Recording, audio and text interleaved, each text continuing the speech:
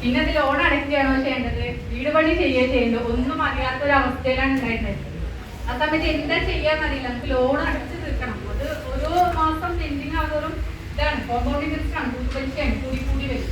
അതൊരു ഭാഗത്ത്, വീടാണെങ്കിൽ ഒരു ഭാഗത്ത് ഇങ്ങനെ എത്രയോ കാലമായിട്ട് ഇങ്ങനെ വാർപ്പും കഴിഞ്ഞ് വൈറ്റ് വാഷും കഴിഞ്ഞ് അതങ്ങനെ കിടക്കുക. ആകെ ഒരു എന്താ പറയുക, നമുക്കൊന്നും എന്താണ് ഇനി മുന്നോട്ട് ചെയ്യേണ്ടതെന്നുള്ള സിറ്റുവേഷനിലാണ് ഞാൻ ഇവരെ കാണുന്നത്, രാജേഷ് സാറിനെ കാണുന്നത്. എന്നിട്ട് പോയിട്ട് കാര്യങ്ങളൊക്കെ പറഞ്ഞു. അപ്പൊ അവര് പറഞ്ഞപ്പോ ചെയ്യും, കാരണം പണി കഴിഞ്ഞതുകൊണ്ട് നമുക്കവർക്ക് ഏറ്റെടുക്കാൻ ഭയങ്കര, അവർക്കും വലിയ ഇതില്ല. കാരണം അവർ ഫൗണ്ടേഷൻ മുതൽ കംപ്ലീഷൻ ആണ് അവരുടേത്. പിന്നെ നമ്മുടെ കാര്യങ്ങളൊക്കെ പറഞ്ഞു, ലോണിന്റെ കാര്യങ്ങളൊക്കെ പറഞ്ഞപ്പോ മനുഷ്യപ്പറ്റ പേരിലാണ് നമ്മുടെ ആ ഒരു പറഞ്ഞത്. പെരുന്തൽമണ്ണ ടൗണിലെ ഒരുപാട്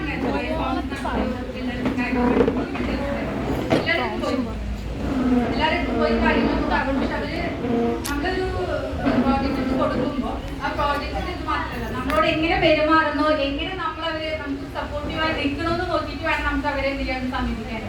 അങ്ങനെയാണ് ഞാൻ അവരെ മുന്നിൽ എത്തിപ്പെടുന്നത്. അവരോട് കാര്യങ്ങളൊക്കെ പറഞ്ഞു. അവർ വീട്ടിൽ വന്നു, നോക്കി, കാര്യങ്ങളൊക്കെ കണ്ടു. അവസാനം ഞാൻ കുറെ പറഞ്ഞ് കൺവിൻസ് ചെയ്ത് എന്റെ വഴിയിലേക്ക് കൊണ്ടുവന്നു. ഇപ്പൊ അല്പത്തില്ല, ഒരു വർഷമായിട്ട് വീട് പണി കഴിഞ്ഞു. അന്ന് നമുക്ക് സ്കീം ഉണ്ടായിരുന്നില്ല. അങ്ങനത്തെ ഗസനിധിന്നുള്ള സ്കീം ഉണ്ടായിട്ടില്ല. അന്ന് നമ്മള് കയ്യിലൊക്കെ ക്യാഷ് ഇങ്ങനെ കൊടുത്ത് കുറച്ച് കൊടുത്ത് അവരനുസരിച്ചിട്ടാണ് വർക്ക് ചെയ്തത് തന്നെയാണ്. ഇപ്പൊ ക്വാളിറ്റി പിന്നെ പറയണ്ട, വർക്കാണ്. ഒരു വർഷമായി ഒരു കംപ്ലൈന്റ് ഞാൻ പറഞ്ഞിട്ടില്ല. നമ്മുടെ വീട് കാണാൻ എങ്ങനെയാണ് വീട് പണി ചെയ്ത് ഇങ്ങനെ ഒരു സ്റ്റെക്കായി നിൽക്കായിരുന്നല്ലോ. എന്താണ് നമ്മൾ ചെയ്യണ്ടേ, ലോൺ അടക്കണം ചെയ്യണ്ടേ, അതോ വീട് പണി ചെയ്യേണ്ടത്. പെട്ടെന്ന് ഒരു 3 മാസം കൊണ്ട് വീട് പണി കഴിഞ്ഞു. ഞങ്ങൾ വീട്ടിൽ താമസാക്കി എന്ന് പറയുമ്പോൾ ആകെ എല്ലാവരും എന്തെങ്കിലും പെട്ടെന്ന് എന്തായി ലോട്ടറി അടിച്ചൊക്കെ ചോദിച്ച ആൾക്കാരുണ്ട്. ലോട്ടറി അടിച്ചിട്ടാണോ വീട് പണി ചെയ്തതെന്ന് ചോദിച്ച ആൾക്കാരുണ്ടായിരുന്നു. അപ്പൊ അവരോട് നമ്മൾ ഈ കാര്യങ്ങൾ പറഞ്ഞു. അവര് വീട് കാണാൻ വന്നിട്ടില്ല. ഒരാള് പോലും നമ്മളോട് നെഗറ്റീവ് പറഞ്ഞിട്ടില്ല.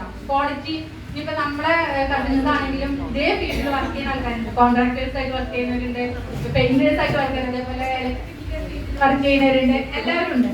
അവർ വന്നിട്ട് ഒരാൾ പോലും നമ്മളോട് നെഗറ്റീവ് പറഞ്ഞിട്ടില്ല. അപ്പൊ നമ്മളോട് ഓരോരുത്തർക്ക് ചോദിക്കാറുണ്ട്, ഒരു നെഗറ്റീവ് എനിക്ക് അൽഹംദുലില്ലാ ഇതുവരെ എനിക്ക് പറയാൻ പറ്റിയിട്ടില്ല. പിന്നെ അങ്ങോട്ട് എന്താണെന്ന് വെച്ചാൽ ഓപ്പണായിട്ട് നമുക്ക് പറയാൻ വയ്യ. കാരണം ഞാൻ അത്രയും വലിയൊരു സിറ്റുവേഷനിലായിരുന്നു. ആ സമയത്ത് എന്നെ കൈപിടിച്ച് തീർച്ചയായവരാണ്. ഒരിക്കൽ കൂടി നമ്മള് ഭൂമിയിലെ ദൈവങ്ങളെ കാണാന്ന് പറയില്ലേ, അത് എന്റെ കാര്യത്തില് ഇവരുടെ കേസാണ്. ഈ 3 പേരുടെ കേസാണ്. അപ്പൊ താങ്ക് യു. ഈ ഒരു വലിയൊരു സന്ദർഭത്തിൽ എല്ലാവരും അവരോട് ഒന്നുകൂടെ താങ്ക്സ് പറയണേ. അതേപോലെ ഇവിടെ സംസാരിച്ച അവസരം തന്നതിനും താങ്ക്സ് പറയണേ. നിങ്ങൾക്ക് 100% വിശ്വാസത്തോടു കൂടി ഇവരെ കയ്യിലേക്ക്. ഞാൻ ചെറിയൊരു എക്സാമ്പിൾ പറയാം. എനിക്ക് എന്റെ വീട്ടിൽ 3 ടോയ്ലറ്റ് ആയിരുന്നു. അപ്പൊ ഞാൻ ടീച്ചറായിട്ട് വർക്ക് ചെയ്യുന്ന ഇവിടെ പെരിന്തൽമണ്ണ പ്രതിഭ കോളേജിൽ ടീച്ചറാണ്. അപ്പൊ രാവിലെ ഞാൻ ഇവരെ ഏൽപ്പിച്ചു പോകും. എനിക്ക് ഹസ്ബൻഡ് ഇല്ല, ഹസ്ബൻഡ് ഖത്തറിലാണ്. വേറെ ഒരാൾ നമ്മുടെ വർക്ക് നോക്കാൻ കോളേജ് കഴിഞ്ഞ് വന്നിട്ടാണ് വർക്ക് നോക്കുക. ഇവര് വിളിച്ചിങ്ങനെ ചോദിക്കും, നോക്കിയോ പണി വർക്ക് ചെയ്തത് നോക്കിയോ. അപ്പൊ ഞാൻ പുറത്ത് ബാത്റൂമൊക്കെ പോയപ്പോ ടോയ്ലറ്റിന്റെ പണിയൊക്കെ കഴിഞ്ഞിട്ടുണ്ട്. നമുക്കൊന്നും ഒരു ഇത് തോന്നിയില്ല.